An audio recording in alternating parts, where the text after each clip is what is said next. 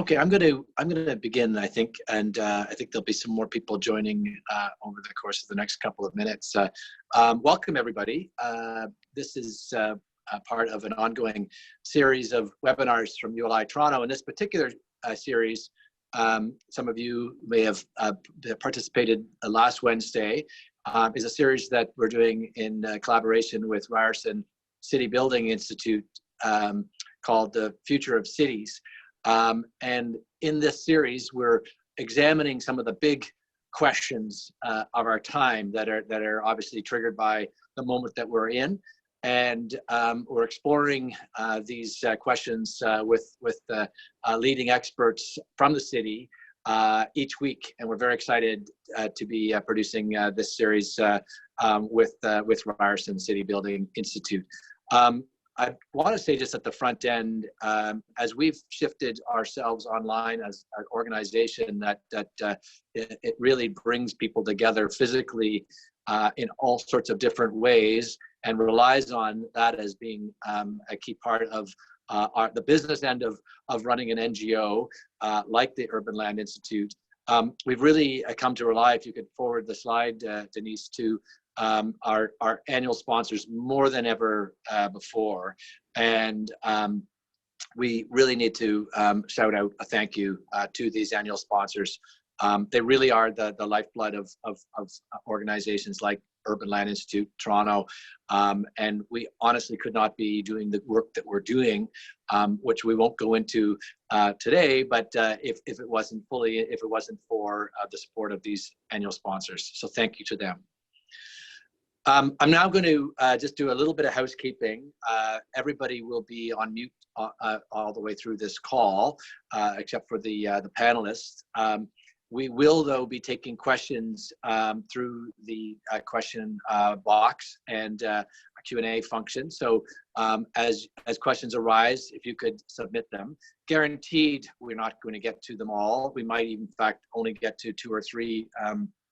But your questions are important even if we don't get to address them directly, because they really will start to inform future programming. We're going to continue to explore all sorts of territory through this webinar format. And so those questions mean a lot to us, even if we can't directly address them again on this. This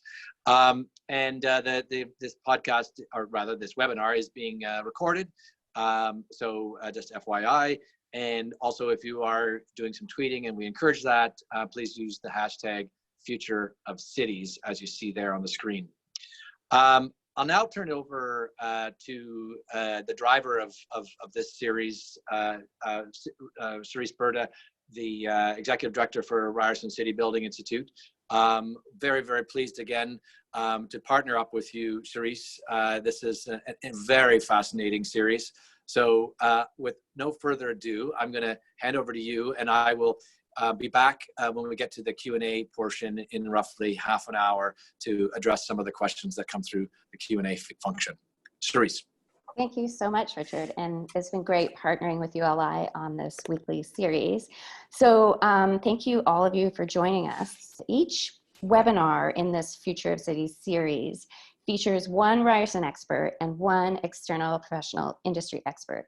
And last week, we kicked it off with the future of density with a huge crowd. And if you missed it, the webinar is actually on our website, the CBI website and the ULI website, so you can catch up on that. But we are very excited about today's Future of 9 to 5 event. So joining us for today's session, next slide, please. We have from Ryerson, Pedro Barata, who's the Executive Director of Ryerson's Future Skills Center, and Marcy Birchfield, Vice President of Toronto Region Board of Trade's Economic Blueprint Institute. And Pedro, you joined Ryerson last year, is that correct? Yeah, September 2019. Right, seems like forever ago. But I've known you for many years, your work leading the United Way of Greater Toronto. And Pedro's an expert on social policy, lots of years of experience with the nonprofit and public sector. And Marcy joined Toronto Region Board of Trade in 2018. And I've known Marcy for at least a decade, running the Neptus Foundation. And Marcy has produced such useful data-driven economic analysis, evidence-based mapping of regional land use planning. And so many of us have relied on her tremendous work for years. So really excited to see how you bring all that to your economic blueprint. So welcome, Marcy and Pedro. Thank you for joining us. Thanks, Charisse. Great to be here. Yeah. So we're going to get started. We only have about 25 minutes of discussion and then Q&A.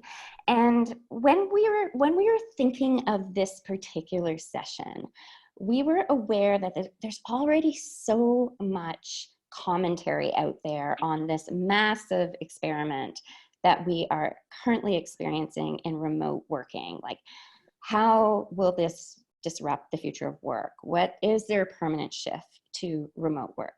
But I'm more interested in digging down into some of the deeper layers of what this means for the future of commercial development, the future of offices, where the workplace is located, what's the future of the downtown, what's the future of commuting. So the first thing I want to unpack with both of you is this crazy construct that we have in our region and all over the world of everyone getting up and trying to get to work at the same time every morning and leaving at the end of the workday at the same time. It's, you know, it's a daily battle in traffic, on transit, risking our life on a bicycle. And, you know, it's all this. We're really recognizing now how much time we have when we don't have to do this commute every day. And, you know, this practice that we've had for decades has normalized things like congestion, long commutes, even things like housing unaffordability if you want to live closer to your work. And policymakers try to fix this. We try to somehow come up with money for more transit plans that never get built, but we never question this construct. So is this an opportunity to finally disrupt 90 years of the 40-hour 9-to-5 construct? Could we find some sort of middle ground between working from home and, you know, 9 to 5? Is there an opportunity for staggered flexible hours, off-peak transit, staggered work days at the office, and rethinking what and where the workplace is? So Marcy, do you want to try and kick us off? Sure. I mean, I think clearly that this real life experiment that we're all undergoing right now to workplace disruption, and there's really like no clear end in sight. I think this experiment will lead to new models of work for sure, and absolutely will accelerate digital transformation of organizations, which was already really happening prior to COVID. You know, but for those jobs and sectors that can use technology to adapt their operations, not every sector can, and some can more easily than others, but certainly new models of operation and team dynamics will emerge. And this is especially true the longer the lockdown persists, I think. I think we need to consider just, you know, in our own job, in our own organizations, we will need to pivot as things don't do or do not work. You know, I think we're all experiencing that now. But I think that this time will allow for sort of proven models of success to persist really post-COVID. So sure, there'll be better, you know, online team collaboration, which could result in a demand for more work-life balance, which again was happening even prior to COVID, that interest. And other models will result in kind of new business lines and businesses who are forced to go online to survive, and businesses who are forced to retool their operations to create, you know, new products that are in demand, like, you know, PPEs, for example. But there will be, you know, many disruptions, and I think it's a matter of how many of these disruptions will actually stick. And I think part of that will be dependent on the fallout of employees' kind of mental health, and as a result of the pandemic, like how many more people will want to get on crowded subways or streetcars, or bicycles with too many other bicycles in the bicycle lanes.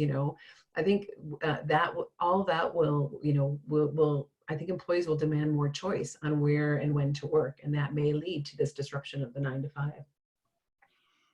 Pedro. Well, I'd say that as much as there's an upside to a shorter commute, these days I'm kind of missing the king car, and I never thought I'd say that.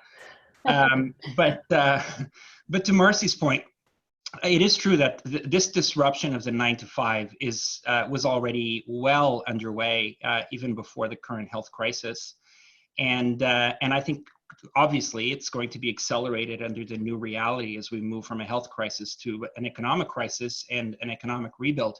And there are big urban and policy questions. There are even moral questions about whether that accelerated and ongoing disruption will actually lead to increased happiness, with more people having, work-life balance, quality of life, shorter commutes, or whether it's actually going to lead to further precarity. Because what we do know is that the labor market has continued to change dramatically.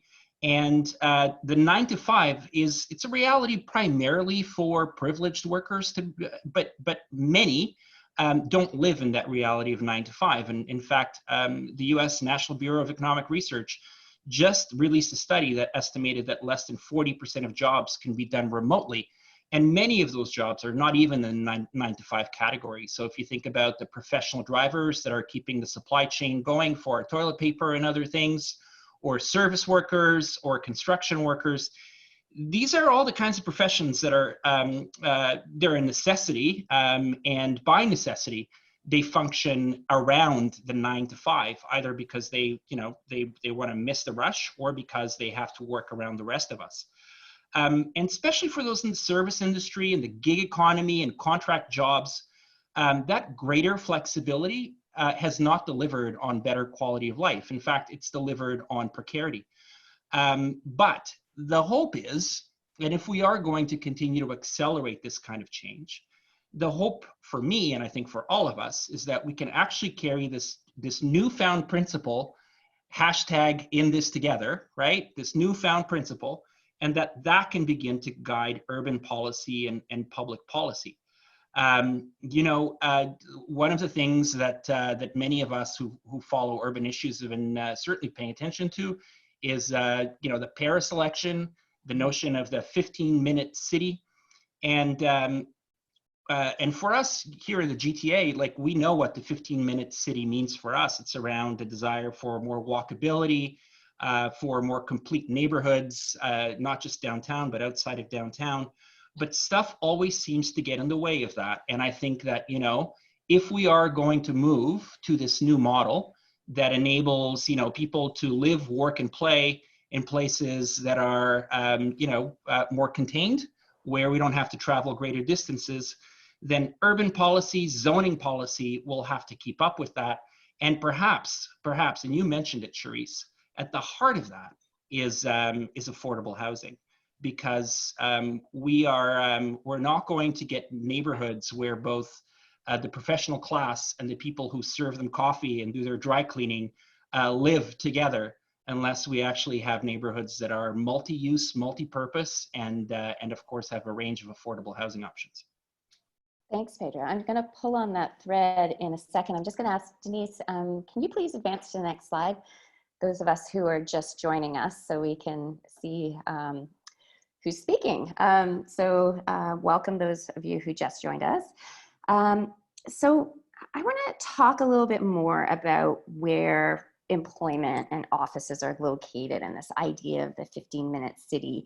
And in the past decade, we've really seen a lot of office jobs going downtown Toronto, and a lot of people as well, with the biggest condo boom in history. And it's kind of like the people, talent chasing the jobs chasing the talent. And there's been this real trend towards downtown development.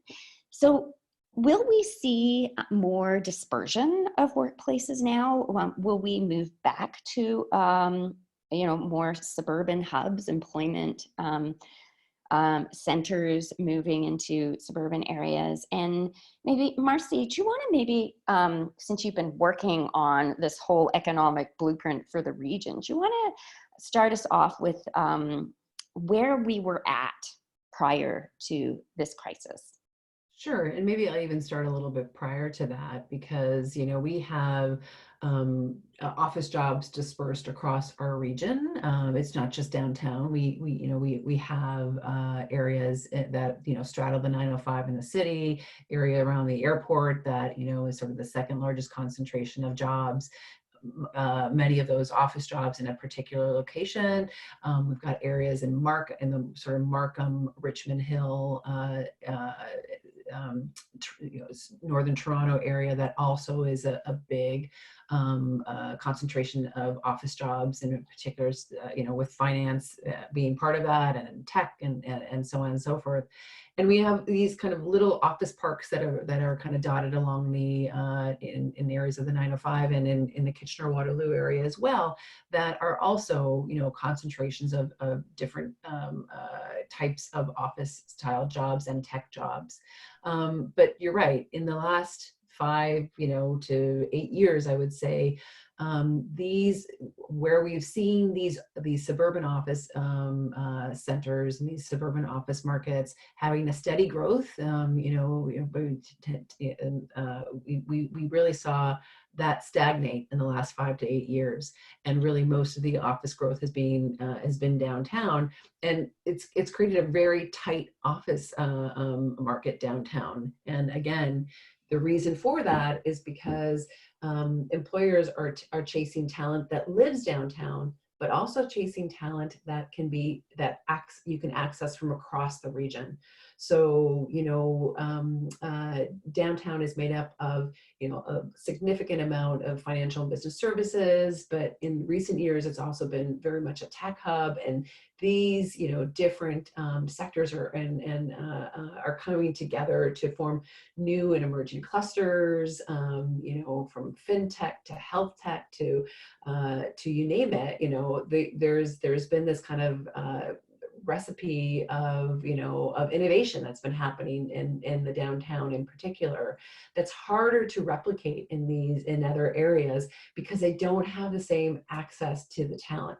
So you need younger people in the workforce, you need people who have been established in the workforce that may not live downtown, you need tech talent, but you also need management talent, and you need finance talent. And so recreating the downtown in other parts of the region is easier said than done, partly because these places don't have the same accessibility. So and we've been talking about complete communities for a long time with the growth plan for the motion, which started in 2006. But I think some of the what this new reality has caused is this idea of how can we use more remote collaboration, for example, to create innovation. How can we, as Pedro suggests, open up areas in our land use planning to really provide more of that mix of communities. And so I don't know if we can recreate downtown and we can really do the dispersion as easily as we'd like. But we can certainly do change land use planning policies in areas outside of the downtown that would open up to more mixed use and mixed housing models as well. I think the other piece that would be interesting is just new models of housing. Being able to do more models that are amenable to work and play. There's in the 905 communities, a lot of the new developments in the plans of subdivision, they really segregate out different uses. And maybe this is an opportunity to disrupt that kind of model, and for builders to build things that will work is more amenable in these places. Businesses are more amenable in these places. So there's lots of room for disruption. Pedro, what do you think this will mean for where workers live? Is there an opportunity for this disruption? And to sort of get past this blockage of affordability? Could there be flexibility now where some of this talent lives? And what would be perhaps some of the role that innovation can play? Well, certainly, I think we need to look at urban policy in just in a different kind of way. And I think we've had opportunity after opportunity to rebuild neighborhoods, or to build new neighborhoods, or to revitalize neighborhoods. And we have let the opportunities pass to do many of the things that we say we value about our city as being an inclusive place where everybody belongs and where everybody will have an opportunity to get ahead. So I think that as we now look at places, for example, like Golden Mile, where you have a mass redevelopment that's happening right now, we have a choice, right? Do we want to build another neighborhood that is going to become very much about just condos that only certain sectors can afford, and services that are very much about just your dry cleaning and your drugstore? Or do we want to look at neighborhoods that actually are both employment centers, recreational centers, and places where people from all backgrounds can live? But I also think that we just have to face up to the economic reality that's going to be driving how business makes decisions about where they're going to locate their offices and their workers. And we're about to enter a period where it's going to be really tough for businesses to look at their bottom lines, to look at how they enter into recovery. And there's likely going to be quite a significant adjustment around business models that I think will include things like looking at real estate costs downtown, and looking at what are the advantages of people not being located in a space downtown and perhaps working from home, or working in a shared location, right? In a co-working space that is further out from downtown. You look at top downloads in the App Store over the past month, and of course, it's not a surprise that video chat services like Zoom, Google, Microsoft, these are all things that are now embedded in our digital devices, and I doubt that we're all going to be deleting them anytime soon. But I think that we've had this technology for a while. Remote work has been something that we've talked about for a long time. And of course, speeding that adoption is something that businesses are going to be looking at. And I think that the disruption is definitely coming. There is a reality as well that I think we have to confront, which is that the pendulum is going to swing, and that as businesses get back to business, there's going to be likely a climate of hyper competitiveness. People will feel the pressure that they need to get back to work. There will be a lot of people who will be, losing their jobs, and so that pressure to show up is really going to be there. So at the same time that I think, we certainly, there's a scenario where there will be a lot of acceleration in terms of the remote location and working away from the mothership downtown office. I think that in the immediate term, there will be a big pressure for having all hands on deck and for business to get back to normal, quote unquote, as soon as possible. So how much innovation will be possible in that context, I think will really be driven by bottom lines in many ways. Yeah, Pedro, that's really interesting. I think that there will be a tension between employers wanting to get back to work and everyone to get back to the workplace as soon as possible.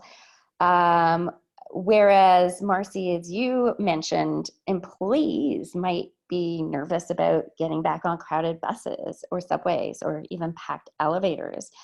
So how do we balance this, Pedro, how do we balance this need for the connection and collaboration with colleagues, with what might be a lasting desire, or at least in the near future, to have more physical space?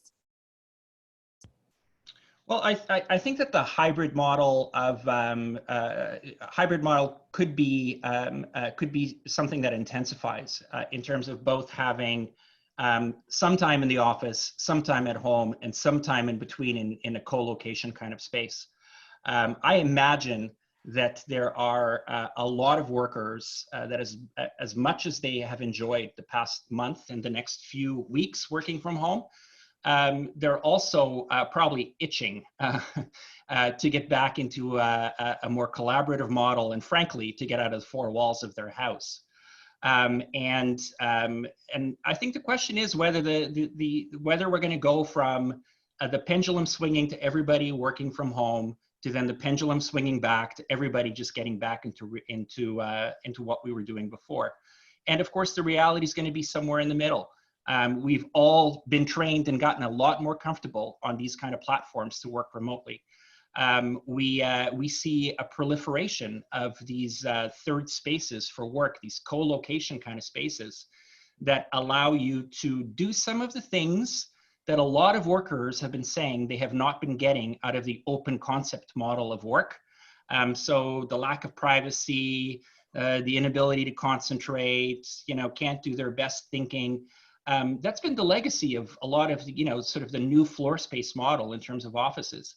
And so hopefully what we can recognize is that productivity, quality of life, and innovation can all go hand in hand. And the way to do that is not to lock ourselves into one model, but to give ourselves the ability to think about the work week as being something that we do in different locations, and giving more and more people the tools and the opportunities to actually enable that. Now, there is, of course, the concern around how do you manage large workforces that are, not in the office and being directly managed in a traditional model. And there is emerging literature about the potential of AI to be the kind of tool that actually helps that management process, that understands what's driving people's work plans, what's driving their interests, can enable people and frankly also manage people to meet their targets. There's of course a downside to that around privacy and confidentiality, but I think that there's also a promise that through the acceleration of AI, there could be a much more flexible way of working. Okay, Marcy, last word on this pendulum swing. What do you think a balance looks like? Well, I think it's not going to be a very quick pendulum swing. I think there's going to be a long transition, and I think we're going to be forced by public health officials to reinforce this, develop protocols to, create this 6 feet, office design space that, there's right now CBRE is looking at these office space designs in China, for example, where people are coming back to work.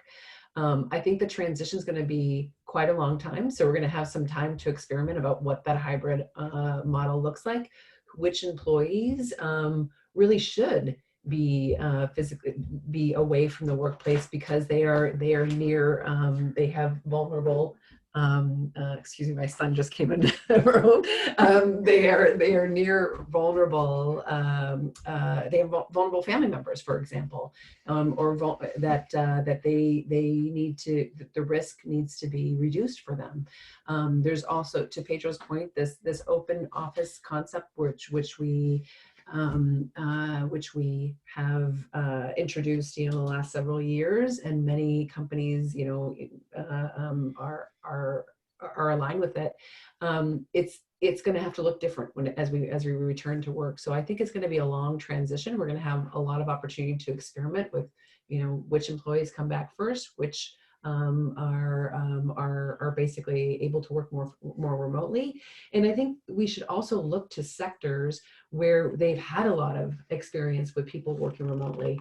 And I think that is in the sales sectors. There are many sales jobs where people do not have offices at local offices.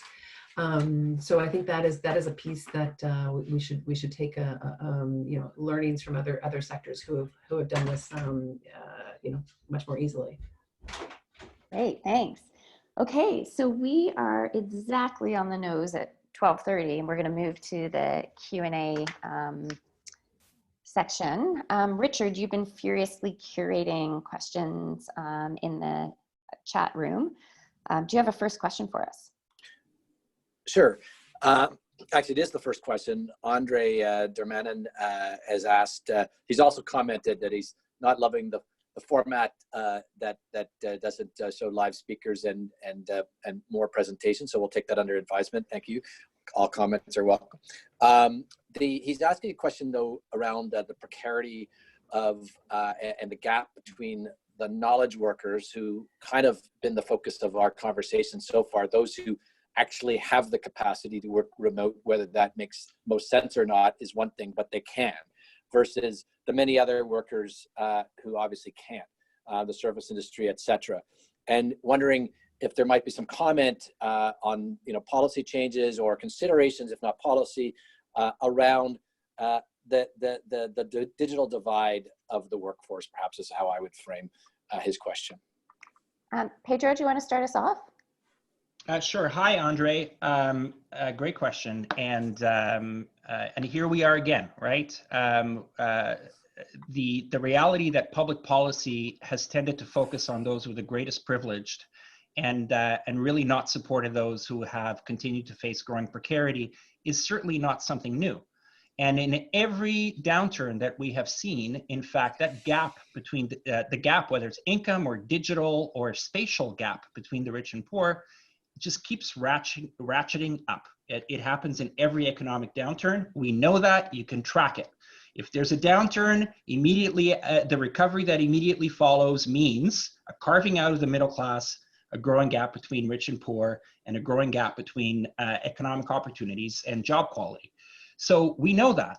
So here we are again, right? We're about to leave a health crisis and enter into an economic crisis.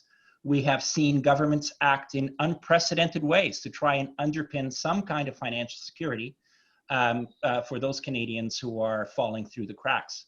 But the question is going to be whether that lasts, right? And whether in an environment where governments are going to be facing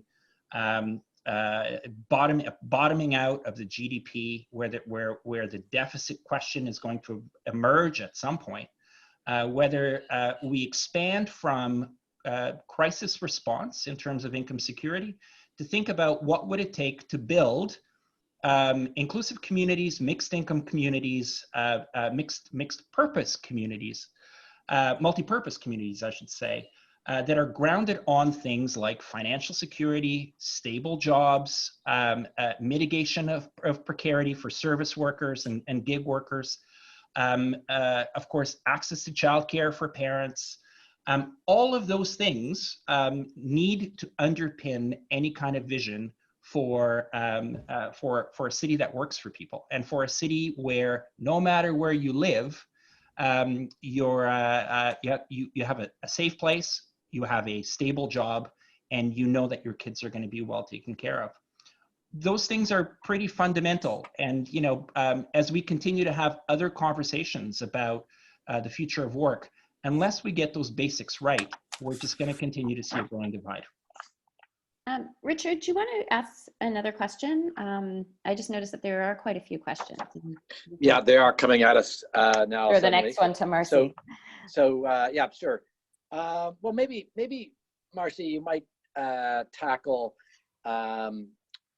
this question. I'm just scanning a few here. How about the post-secondary education? I don't know if you've got any consideration now. I'm going to ask you two questions, and you can pick which one you think you can answer. But someone anonymous asked this question. How do educational institutions adapt? And obviously, they've already begun to do that.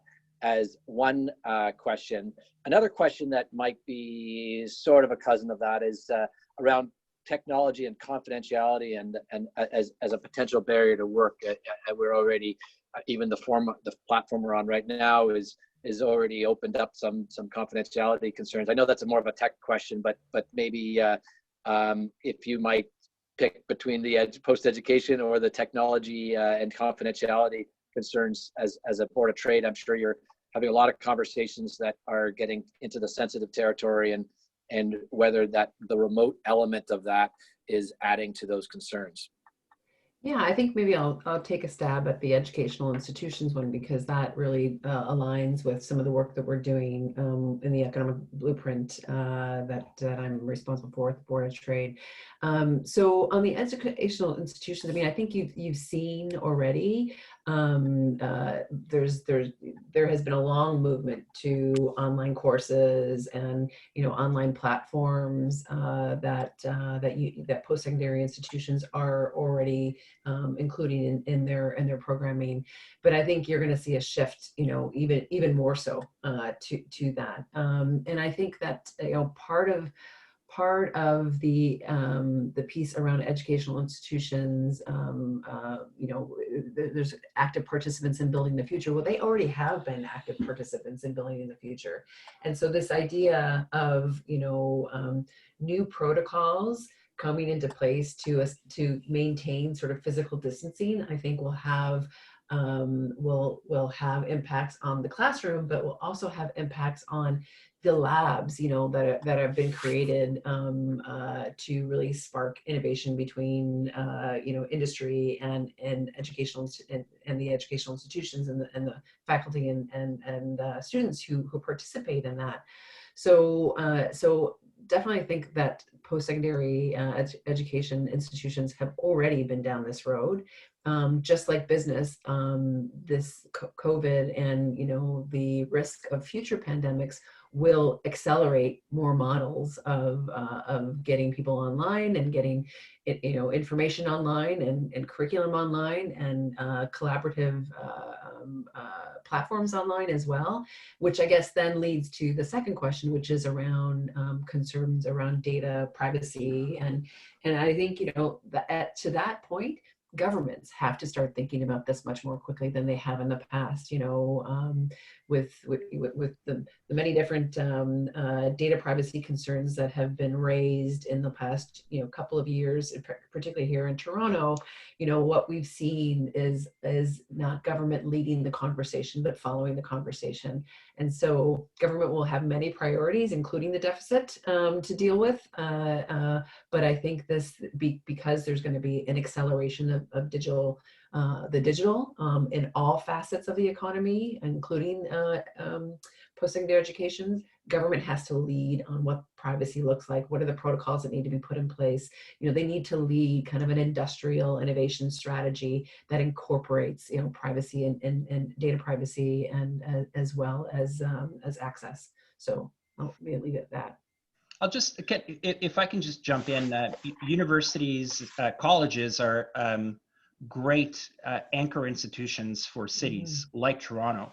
And they've been absolutely essential. Like I'll just speak about Ryerson, because that's where I'm located. But Ryerson's role in terms of just anchoring a lot of development and vibrancy downtown has been really essential. But it's also true that the business model of post-secondary has been really driven by international students over the past few years. And there's an interesting question around what does a world that is worried about a pandemic, what does that mean for the flow of students on the one hand? On the other hand, what a great opportunity. What a great opportunity to think about digital platforms for learning as the new way forward for post-secondary education, which may be less about the physical and maybe more about reaching out to students all over the planet. So there's a real strategic question here for post-secondary education institutions in this new world, and the recovery will be a real moment for them too as they think about their business future. Great, thanks. Richard, I think we have time for at least one more question. Okay, and there are a lot coming in, and some of the more recent ones I haven't fully processed, but again, we'll feed those into future programming. I'm going to ask one question that I won't ask, but it's a good one. Will res developers begin integrating co-working spaces or just working spaces maybe into their floor plans to mitigate the challenge from working from home in small condo units? That's something we'll probably try to explore in a future webinar. One person said to me that the age of the den, the 1 bedroom plus den, is gone, but the 1 bedroom plus home office, which probably means the same thing, is perhaps upon us. Change the marketing. Marketing language only. here's one I got to ask Antonio Gomez Plazio from Dialogues asking, and maybe this is a good question to end on if we don't have more time. When the internet first started, everybody speculated that people working from home would result in cities decentralizing. In fact, we saw the reverse. Economies concentrating in mega cities is what's happened. Aren't we being distracted by the same illusion today? However much people can work from home, aren't economies still increasingly focused on urban centers? And that question echoes some questions that Francois Duchatel and probably others have asked as well. That whole idea that maybe we're leaping a little bit to the belief that the once called the telecommute is now upon us because it can, versus the reality of how economies really want to work, which is people coming together. Yeah, I'm just going to jump in there, Richard. I completely agree with Antonio's statement there that it, we've all heralded the internet as our savior to work from home, and it hasn't necessarily manifested, although in some industries it has. But the other piece of that is the whole piece around clustering of talent to drive innovation, and that's partly why the collision of people and ideas, and new ideas come out of that. I mean, that's partly why we have seen, urban economies being the drivers of the economy, more recently. But I think we have a bit of a different situation here, whereby we have a pandemic, we have a health crisis, which is forcing a long-term, lockdown, which, if you want to stay in business, is forcing certain businesses to change their models more dynamically, more quickly. So the question in my mind is, what's the lasting effect of that?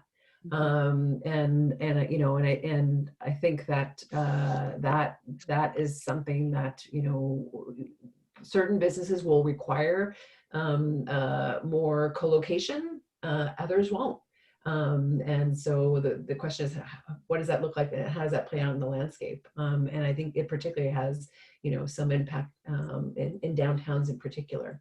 So good question, Antonio. But I do think the conditions are somewhat different here. And that idea of people's psyche of there is a health crisis also has to be taken into consideration as these trends and models change. Pedro, do you want to comment? There's been a lot written lately about how we've shifted away in the past few decades from an industrial policy kind of model to more of a laissez-faire, just let the market do its thing, and that state governments and even local governments have kind of stepped away from picking lanes and saying that we are actually going to actively attract certain industries and put policy behind it. And I think a lot of the question around whether downtowns and whether cities or which cities continue to thrive is going to be partly an economic one. And a place like GTA, and there's been a lot of talk around clusters and what are the industries of the future. But we are in a global competitive environment. We are in a competitive environment for talent, and rather than approaching that in a willy-nilly kind of way, it's really important that governments and industry and post-secondary education institutions and labor all come together to actually put their finger on how is it that we are going to put bets on which industries are going to be here and thriving in the next 10 to 20 years, and how is it that we can make those a priority in terms of our shared work, so that we know that good jobs will flow, good opportunities will flow, and our cities will continue to thrive. Okay, on that note, been a great discussion. Thanks for all those excellent questions. And yeah, it'll be interesting times to see whether in a few months we just all get back to the morning rush hour. So just a last note here. This is the slide here. This is how you can get in touch with both Pedro and Marcy and follow them on Twitter. And next slide, please. Our next session next week is a special Earth Day session, which is the future of climate and city building. And of course, it's at the same time on Wednesday at noon. And all of our sessions will be on our websites, the ULI and CBI websites, if you miss them. So thanks again for joining us, and stay healthy, everybody. Thanks, Charisse. Thanks, Richard. Bye-bye.